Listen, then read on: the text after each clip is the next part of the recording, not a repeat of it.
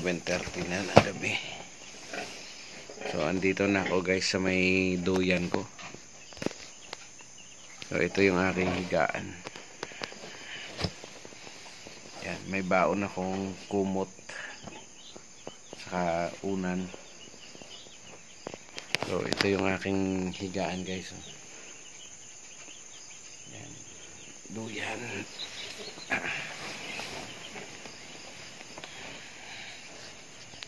Bali mamaya papa-music na lang ako.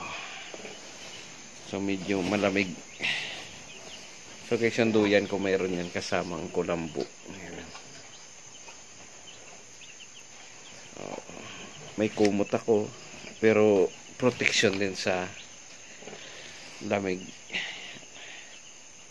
Naka-jacket.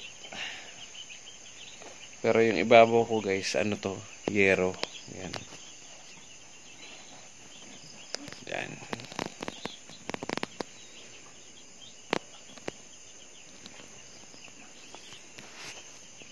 So ito guys, may tarapal lang yan. Dalawa. So yung manok guys, ibababa ko yan dito sa kulungan ng baboy, yung apa, yung side. So bali 100 sila. So pag nilagay ko sila dito sa baba, so exactly siguro mga 2 weeks na sila. So bibili na ako ng feeds na nakaubos na sila niyan ng feeds na booster, siguro 1 sako. So bali next week bibili na ako ng starter. So 3 starter ang bibilhin ko. So ang sabi nila nung una pa lang ako nag-aaral, 4 na sako. Pero yung iba naman 5 sako. Iba-iba yung mga ano nila. Pero sabi sa 4 na sako bibinta na. So depende rin naman sa laki ng manok. So pwede pang mag-extend ng hanggang 5 sako yan. So dito sana guys, dahil first time kong pag-alaga ng broiler, at saka mayroon pa ako doon na sa taas na pinapagawang kubo, sana maging successful. Sana makahanap ako ng mapagdeliveran. Kahit man lang na every week makapagkatay ako ng 100 pieces. O kung hindi katay, yung buhay na lang bibili nila. So sana maraming mga okasyon dito. Pero sa dami ng tao, medyo pag nalaman nila na mayroon akong broiler dito, siguro baka sana bibili sila.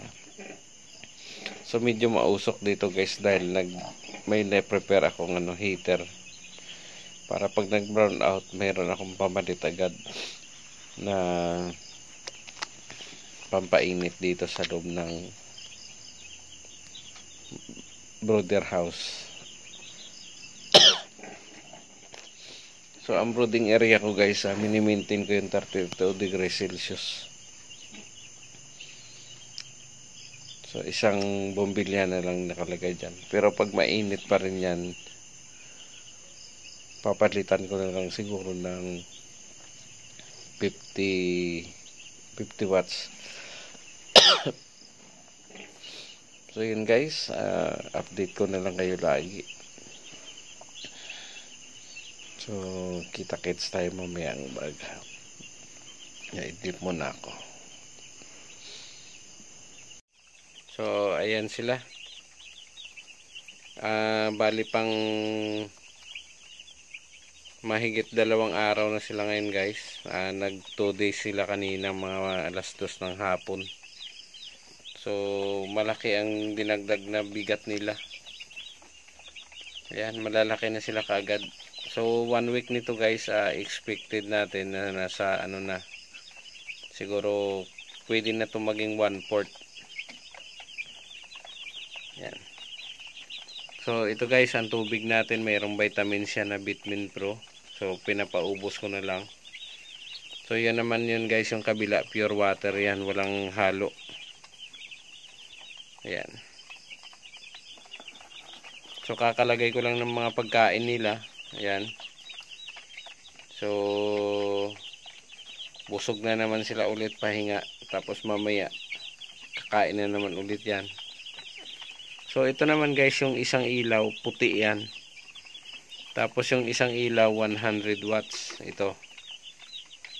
Yan yung painit. Ito naman yung para sa liwanag. Para masyado silang masigla. So yung iba naman guys, yung mga nainitan doon sila sa dulo. Kasi medyo malamig doon. So ito yung temperature natin guys. 30.7 saka 78 yung kanyang humidity. So masyadong mataas yung humidity kasi sa tingin ko basa itong ipa, baka basa na.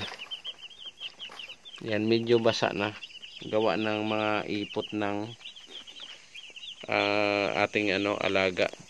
Diyan na pupunta. So kailangan to guys, bukas i-screen ko na lang dito.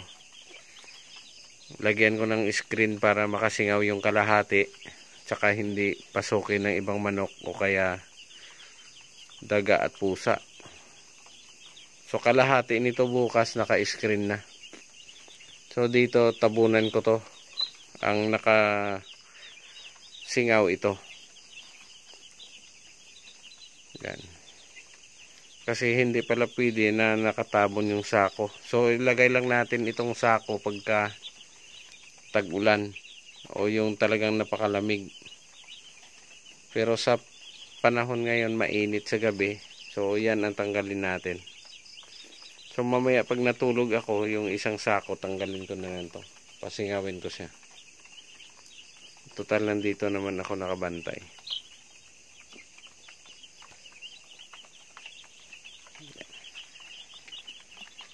So guys, ito yan, kung makita nyo, yan, malalaki na yan. So medyo madilim lang sa natin. So lagyan natin ng plus.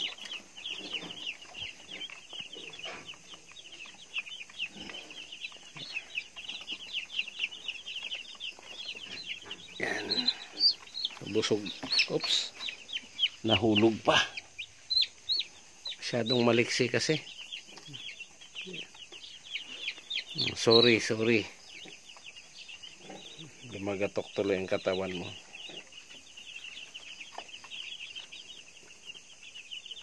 So guys, siguro after 1 week nito, medyo mabaho na yung mga ipot nila. So mga 5 days, pwede na natin tong bawasan yung ipa at saka palitan. So itong ipot nila dito, ilagay natin sa isang at ibilad sa init para magamit natin dito sa baba. Total hindi pa naman yan gaano kadumi. Ang problema lang kasi dyan, medyo nabasa.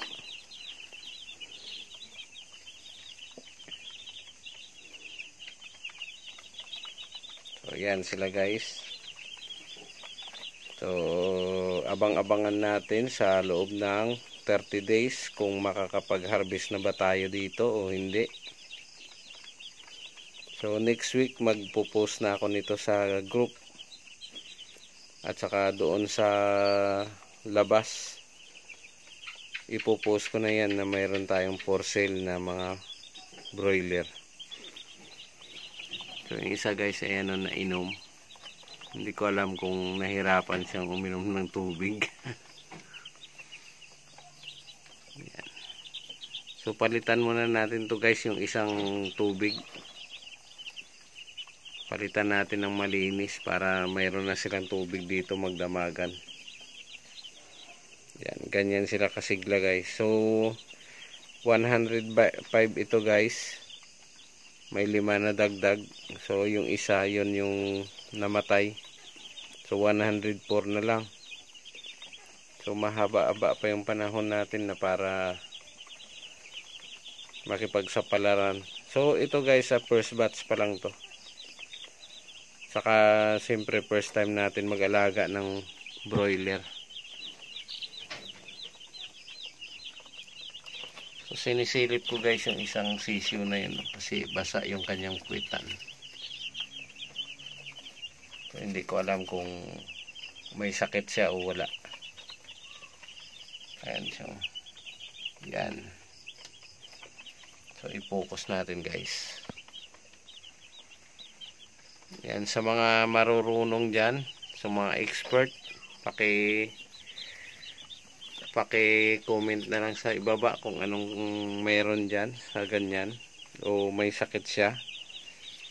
Pero mayroon na tayong vitamins dito na Vitamin Pro. So kumpletuhin natin yun sa loob ng 1 week, tapos mag-try tayo maglagay ng antibiotic pang prevention. Yan. So bali pang 3 days na natin naglalagay ng Vitamin Pro. So yan, naubos nila. So palitan na rin ulit ng tubig guys. So yan na guys, napalitan natin ng tubig. So yung malinis na tubig muna nilagay natin, walang vitamins. So yan. Busog na yung mga yan, pahinga sila ngayon. So steady lang yan guys na may pagkain para pag may nagutom kakain yan. Ang ginagawa ng mga sisiw na yan, kain tulog lang yan, kain tulog tubig, kain tulog tubig. Palakas ng palakas yung kain ng mga yan. So ganyan lang sila.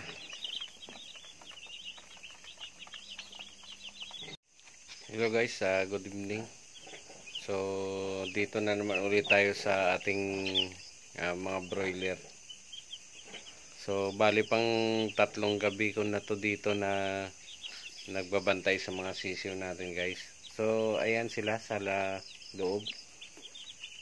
So mayroon akong 100 dito na na sisiw, 100 heads. So ayan. So guys, bali binabantayan ko ito. Gawa ng maraming pusa at saka daga dito na naggagala. So kailangan nandito ako para mabantayan ko. Masigurado ko na mabubuhay talaga sila. So kanina guys, nung tanghali medyo minalas tayo na may namatay na isa. So yun naman ay sobrang init.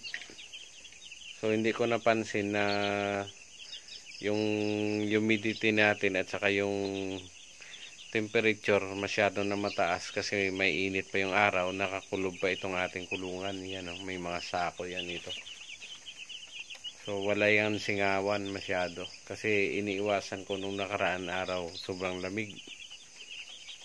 So ngayon ito in-adjust ko na, binuksan ko na sa 30 degrees. So tamang tama sa kanila to.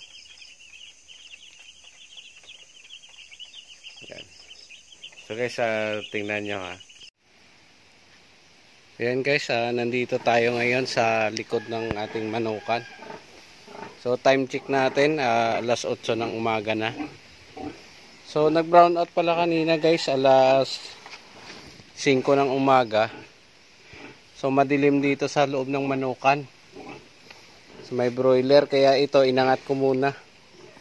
Kasi ito pag nasinaga ng araw, magkakaroon ng liwanag doon sa loob. So ayusin natin to guys para habang may liwanag pa rin, at least mamaya kahit na wala pa rin kuryente, okay lang. So ayusin natin tong cover. So yan na guys, medyo maluwang na. Medyo malapad na yung itong puti na to kasi guys, yan, maliwanag yan sa loob. So double check natin. Kaya lang malakas yung hangin, gawa ng medyo amihan dito ngayon. So dahil sa lakas ng hangin, napapalid tong ating tarapal.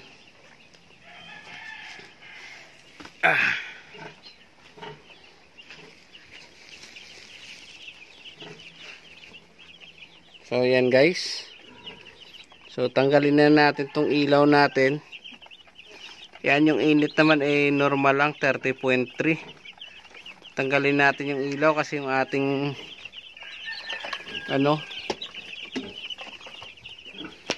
yung ating power bank mamaya wala na tayong kuryente, wala na tayong battery. So ang gagawin natin, tanggalin natin tong bumbilya, luwagan natin para pag nagkaroon ng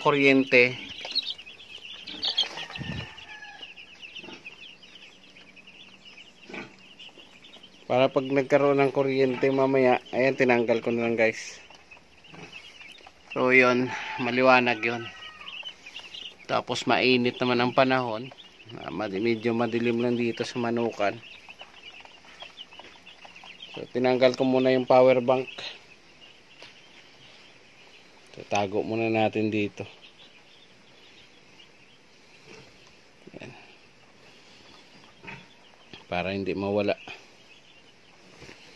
So guys, ito pala yung aking tulugan sa gabi. Yan. So hindi siya net kasi malamig, double purpose na rin. Mayroon tayong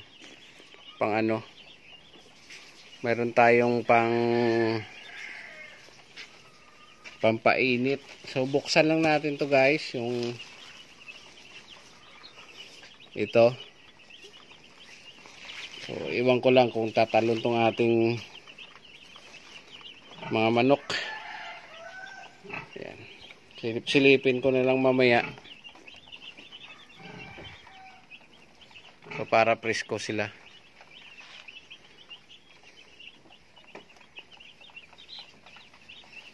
So yan guys, ang update sa ating broiler. So binilang ko to kagabi guys.